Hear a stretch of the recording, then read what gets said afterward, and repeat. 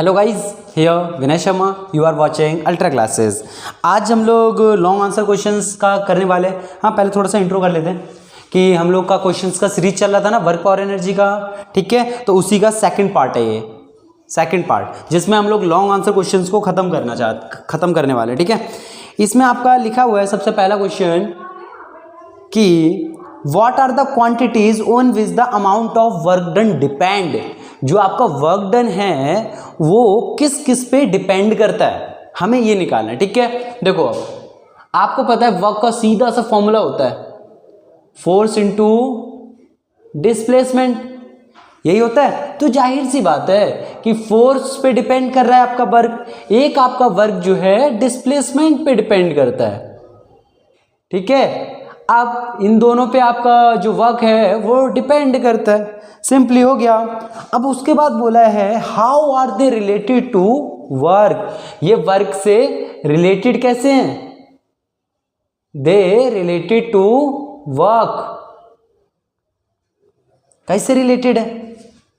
देखो आपको सबको पता है जिसमें भी हमारी एनर्जी कंज्यूम होती है, जिसमें हमारी एनर्जी खर्च होती है, वहां पे हम काम करते हैं, वहां पे हमारा वर्क होता है। बट एक ही एक्सेप्शन है कि फोर्स और डिस्प्लेसमेंट के बीच का एंगल 90 डिग्री नहीं होना चाहिए, क्योंकि अगर 90 डिग्री हो गया तो वर्क तो आपका जीरो हो गया।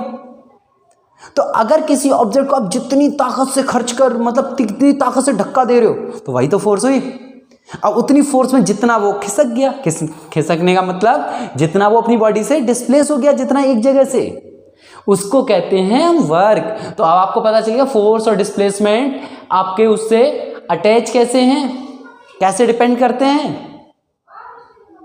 क्योंकि आपको पता है कोई भी ऑब्जेक्ट है उसमें डिस्प्लेसमेंट क्रिएट करने के लिए आपको फोर्स तो लगाना पड़ेगा। आप खुद सोचो, हाँ मैं क्या करूं, मैं एकदम किसी चीज को घूरता रहूं और वो चीज एक जगह से हटकर दूसरी जगह चले जाए। भैया रियल लाइफ है, मूवी थोड़ी है जो कुछ भी हो जाए। तो आपको समझ में आ गया ये दोनों रिलेटेड कैसे हैं वर्क के साथ। ठीक है, चलो नेक्स्ट क्वेश्चन में मूव करें।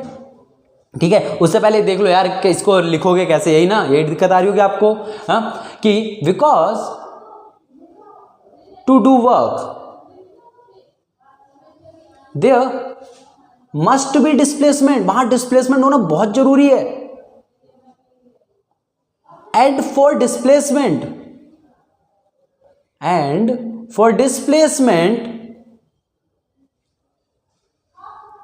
There is need of force, बिना फोर्स के डिस्प्लेसमेंट नहीं हो सकता।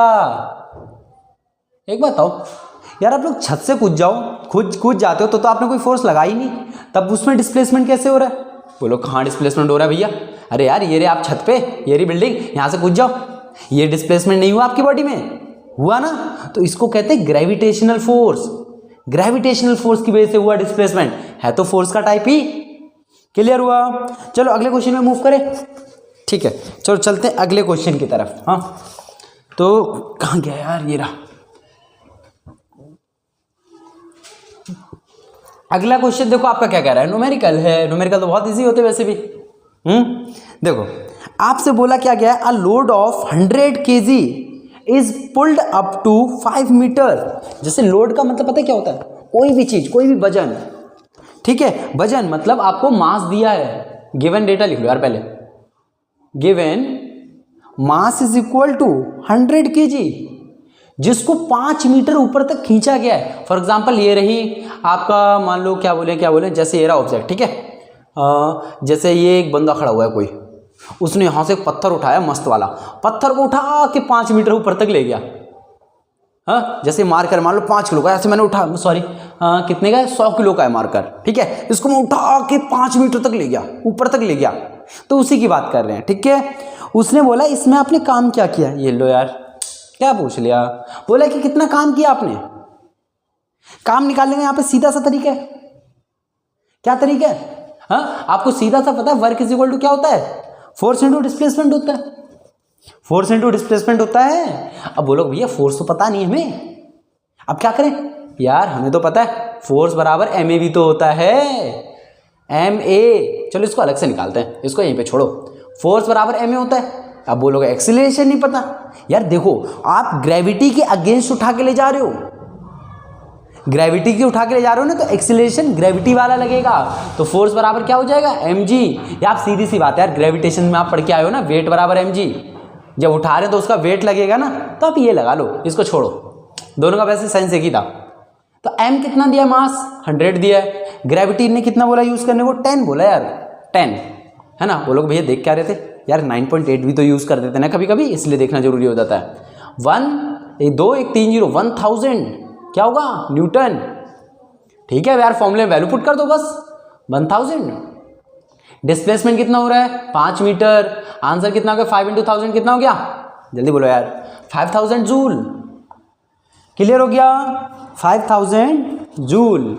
ठीक है, मूव करें नेक्स्ट क्वेश्चन पे। चलो ये रहा क्वेश्चन 2, सॉरी क्वेश्चन नंबर 3 है। A body of mass m is moving, चलो यार लिख लेते हैं, a body of mass m is moving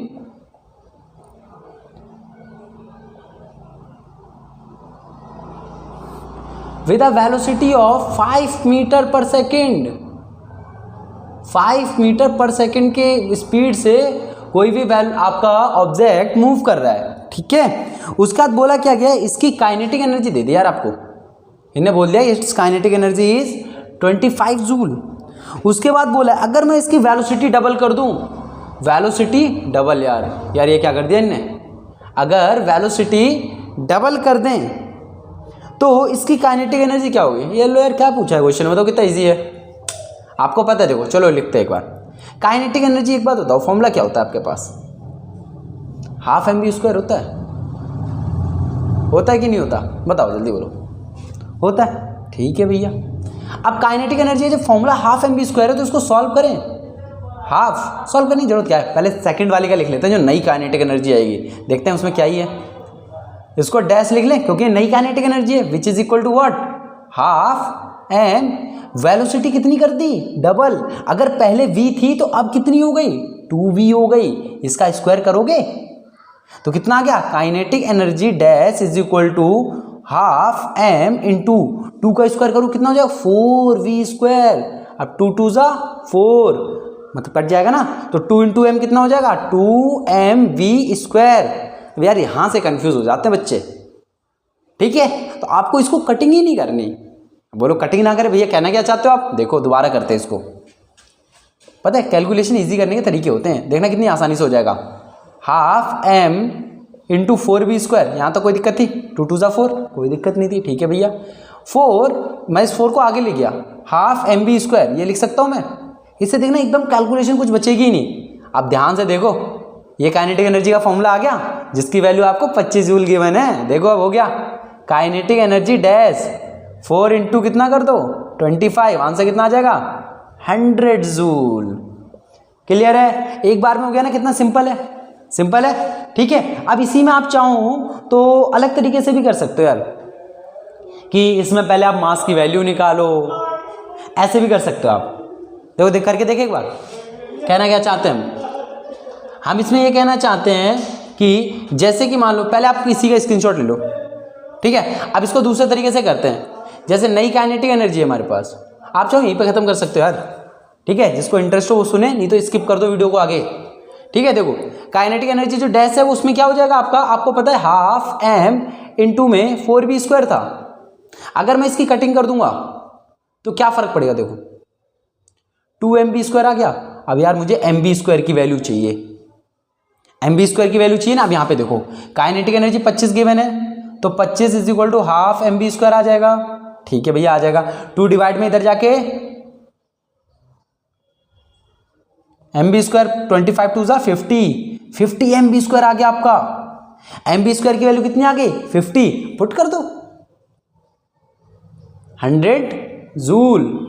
आप चाहो ये मेथड लगा सकते हो, आप चाहो ये मेथड लगा दो, जो मर्जी व्हाटएवर। ठीक है, चलो अगले क्वेश्चन में मूव करें। चलो अगले क्वेश्चन पे चलते हैं। ये तो गया हमारा क्वेश्चन नंबर 3। क्वेश्चन नंबर 4 पे चलते हैं। चलो क्वेश्चन नंबर 4, तो क्वेश्चन नंबर 4 कहना क्या चाहता है, एक बॉय वेइंग 50 kg, एक लड़का है जिसका वजन कितना है 50 kg है। ठीक है, क्वेश्चन नंबर कितना है यार, ये 4 है। ठीक है, क्वेश्चन नंबर 4। अब वो है वेइंग 50 kg, मतलब जिसका वेट कितना है 50 kg है। ठीक है, वैसे इन्हें गलत लिखा है, पता है यार, ये मास होना चाहिए, हम लोग सही लिखेंगे। ठीक है, क्योंकि वेट तो फोर्स होता है हमारा। तो इनने क्या बोला, क्लाइम्स अप, ऊपर चढ़ गया यार, ये तो बंदर निकला यार। मान लिया पेड़ है, ठीक है, पेड़ है, पेड़ के ऊपर चढ़ गया, पता कितना मीटर का है यार, 100 मीटर का पेड़ है यार, ये तो हद ही कर दी यार कहते ही। हाँ, बट इन्हें पेड़ बोला नहीं है, वो तो हम लोगों ने अपनी तरफ से मान लिया। ठीक है, इनने बोला क्या है, उसके बाद आप वर्क निकालो, calculate the amount of work done. Work done निकालना है, उसके बाद आपसे पूछा है इसने पोटेंशियल एनर्जी कितनी, मतलब 2 चीजें निकालनी है इसमें, में एक वर्क निकालना है, एक पोटेंशियल एनर्जी। चलो शुरू करते हैं यार। चलो देखो इसमें होगा क्या, आपको पता है वर्क बराबर क्या होता है, फोर्स इंटू डिस्प्लेसमेंट। अब फोर्स क्या हो जाएगा यहाँ पे, वो तो वेट है, mg इंटू एस। यार देखो अभी थोड़ी देर पहले ये चीज हमने प्रूफ करके दिखाई थी आपको कि mg क्यों लेना है, ये भी इसके फर्स्ट न्यूमेरिकल में, या सॉरी सेकंड न्यूमेरिकल में। ठीक है, वहां से रिफर कर लो इसको। तो वेट बराबर कितना हो जाएगा, मास कितना दिया आपको 50, ग्रेविटी कितना लेना है भैया, इसमें बोल दिया यार 9.8 लेना है, शिट यार 9.8 इंटू डिस्प्लेसमेंट कितना बोला है 100 मीटर। क्लियर है, चलो वर्क निकालते हैं। ये अगर मल्टीप्लाई करा जाए तो ये 9.8 इंटू 100 कितना हो जाएगा 980। अब इसकी मल्टीप्लाई करो जरा, 5 8 जा 40, हाँ कैरी कितना 4, 5 9 जा 45, 45 और 4 49, और ये 2 जीरो 4900 जूल आ गया, सॉरी 49,000 जूल आ गया आपका। क्लियर हो गया। अब इसको आप चाहो तो पावर में भी लिख सकते हो बना के, 4.9 इंटू 10 दी पावर कितना हो जाएगा 1 2 3 4। ठीक है, तो आप चाहो तो ये भी लिख सकते हो। अब इसमें बात करते हैं इसकी पोटेंशियल एनर्जी कितनी होगी। भैया पोटेंशियल एनर्जी देखो सेम होगी, क्योंकि इसका काइनेटिक तो थी ही नहीं, इसको तो हाइट पे है। फिर भी आपको एक बार निकाल के दिखा देते हैं आपकी तसल्ली के लिए। मास कितना है 50, जी कितना है 9.8, हाइट कितनी है 100 मीटर। देखो mgh से देखो डिट्टो वही आया 50 इंटू 9.8 इंटू 100, 50 इंटू 9.8 इंटू 100। तो कैलकुलेशन तो यही वाली लगा सकते हैं, 4.9 इंटू 10 दी पावर 4 जूल, दोनों सेम रहेगा। क्लियर हो गया। चलो अगले क्वेश्चन में मूव करें। अगला क्वेश्चन देखो क्या कह रहा है आपका, क्वेश्चन नंबर 5। ओ सॉरी यार माइक निकल गया, लगा ले इसको दोबारा से।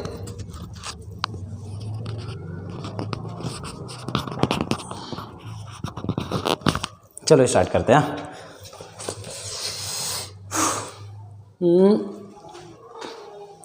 पूरा इरेज कर दे यार, चलो पूरा कर लो। Question number 5,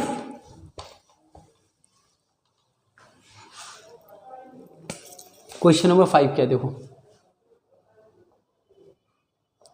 5 electric fans of 120 what, 120 हाँ देखो 5 फैन है आपके पास, एक फैन कितने वॉट का है, इन्हें बोले 120 वॉट का है। ठीक है भैया 120 वॉट, इन्हें बोले 4 घंटे तक चलाया मैंने उसको। अरे यार 4 घंटे, चलो ठीक है मान लिया आपकी बात। इन्हें बोला आपको इसको निकालो इलेक्ट्रिकल एनर्जी, एनर्जी निकालो, लेकिन यार इनने यूनिट बोल दिया कि किलोवाट आवर में ही चाहिए हमको, जूल में नहीं दे सकते आप, वो सॉरी वॉट में नहीं दे सकते आप। चलो कोई नहीं यार एडजस्ट कर लेंगे। चलो निकालते हैं इसको, सॉल्व करते हैं ना, इजी लग रही है ना फिजिक्स। चलो देखो अब यहाँ पे क्या हुआ, आपका एक फैन है 120 वॉट का, तो 5 फैन कितने हो जाएंगे, बोलो बोलो 5 फैन। अरे यार एक का पता है, एक फैन इतने का है, तो 5 फैन कितने हो जाएंगे 5 इंटू 120। यार एक का पता है, 5 का निकालेंगे मल्टीप्लाई करोगे, अब इसकी मल्टीप्लाई करो, 12 5 60, तो 600 वॉट आ गया हमारे पास टोटल। ठीक है, हमें टोटल पावर पता चल गई कितनी है। चलो इसको किलोवाट में कन्वर्ट कर लो, क्योंकि यार इन भाई साहब को तो किलोवाट आवर में चाहिए आंसर, मानेंगे ही नहीं वॉट में, कितना भी कर लो। तो देखो क्या है, आपको पता है 1000 वॉट में 1 किलोवाट होता है, तो अगर मैं 1 वॉट का निकालूं कितना आ जाएगा 1/1000। मुझे कितने का चाहिए 600 वॉट का, तो कर दो 600। अरे यार 12 5 60, 12 5 60, हाँ 600 सही है सही है। ठीक है, तो 600 वॉट में कितना किलोवाट हो जाएगा 1/1000 इंटू 600, एक का पता होता है जितने का निकालना उतने से क्या कर दो मल्टीप्लाई, 2 जीरो से 2 जीरो खत्म, 6 डिवाइड बाई 10 करोगे 0.6 किलो वॉट। क्लियर हो गया। हमें निकालना था क्या, एनर्जी निकालनी है ना। आपको पता है एनर्जी के लिए पावर बराबर एनर्जी अपॉन में टाइम।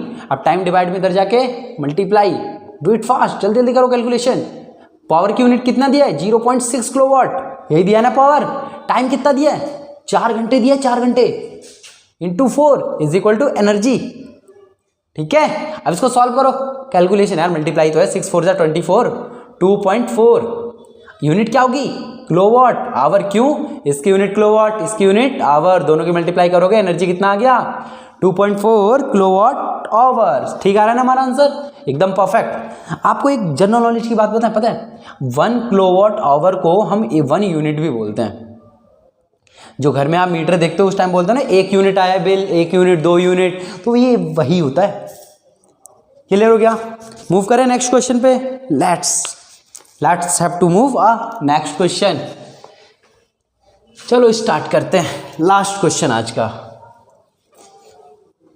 देखो क्वेश्चन क्या कह रहे हैं, अरे ये भी न्यूमेरिकल है, क्या बात है, आज तो मजा आ गया। सारे न्यूमेरिकल। चलो देखो question number 6, power of an electric heater is, power दिया आपको इलेक्ट्रिक हीटर की कितनी दी है 1500 वाट। उसके बाद बोला how much energy it consume in 10 hours. यार एनर्जी पूछा है 10 आवर्स में कितनी होगी, टाइम 10 आवर्स कितनी होगी ये पूछा है। इसको भी पूछा क्या है यार इनने, इसको भी किलोवाट आवर में ही निकालना है हमें, तो इसको पहले कन्वर्ट कर लो ना यार। 1500 वाट है, आपको कितना किलोवाट आ जाएगा 1.5 किलोवाट आ जाएगा, आपको पता है क्योंकि 1 किलोवाट में 1000 वाट होता है, ये 1500 है तो 1.5 आ जाएगा। अब बोलो कैसे आया, यहाँ पे अभी बताए थे यूनिटरी मेथड से, सिम से निकाल के देखो, एक बार खुद निकाल के देखो। जो यहाँ पे बताया था ना अभी कि 600 वाट का हमने कैसे निकाला था, सेम आप निकाल के देखो 1.5 किलोवाट आएगा। ठीक है, तो अभी हमें क्या करना है, पावर बराबर एनर्जी अपॉन में टाइम, ये फॉर्मूला हमारे पास। देखो हो गया यार, अब तो क्वेश्चन कुछ बचा ही नहीं। टाइम डिवाइड में इधर जाके मल्टीप्लाई, पावर की वैल्यू कितनी दी है 1.5, टाइम कितना दिया है जल्दी बोलो 10, एनर्जी इक्वल टू कितना गया 15 किलोवाट आवर। अब इसी को यूनिट बोलते हैं, तो आप चाहो तो इसको ये लिख लो 15 यूनिट, कि आपकी एनर्जी 15 यूनिट, बोले तो आपके मीटर में 15 यूनिट की रीडिंग आएगी। क्लियर हो गया। इसी के साथ हमने वर्क पावर एनर्जी को पूरा बाइंड अप कर दिया सपोर्ट मटेरियल से, पूरा बाइंड अप हो गया हमारा। ठीक है, तो अगले चैप्टर में मिलते हैं, मतलब अगली पार्ट में मिलते हैं एक नई वीडियो के साथ। तब तक के लिए आप लोग पढ़ते रहिए। हाँ, bye bye, see you again, good night.